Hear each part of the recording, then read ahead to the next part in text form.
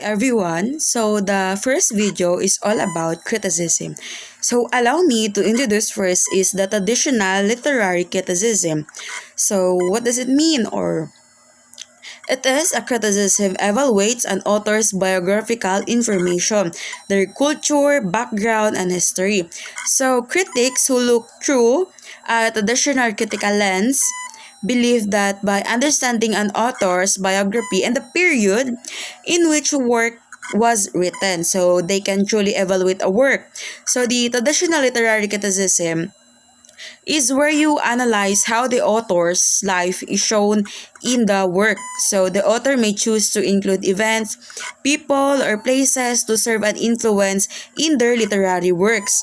So the author may also choose or to include the characteristic of thought and emotion. So next is the formalism and criticism.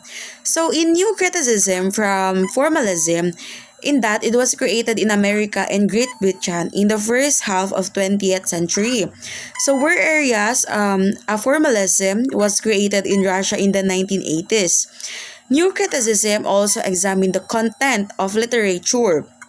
So while formalism was more focused on examining the structure. So the formalists argue that the study of literature should be exclusively about form, technique, and literary devices within a work of a literature. So, formalism is known for excluding or sidelining factors such as authorial intent and the cultural and socio-political background of text and its study. So the next is Marxism and critical theory.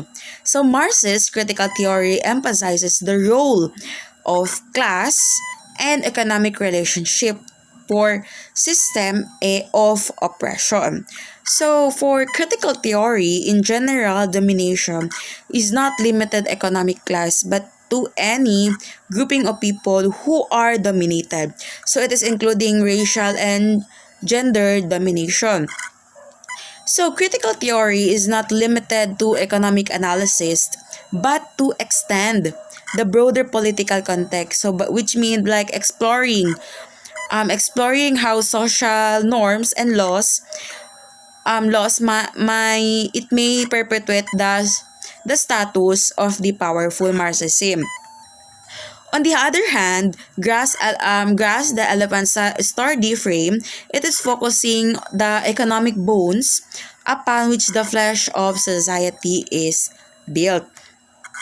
So lastly is the structuralism and post-structuralism. So first is the structuralism. So it is a theoretical approach that identifies patterns in social arrangements, like mostly notably language, while post-structuralism build on the site of structuralism. Like it holds all meaning to the fluid or to be fluid rather than universal and predictable in summary. So in summary, while structuralism focuses on unified structures and total explanations, the post-structuralism questions and challenges these structures, emphasizing the multiplicity of truth and the dismantling of oppressive power structures.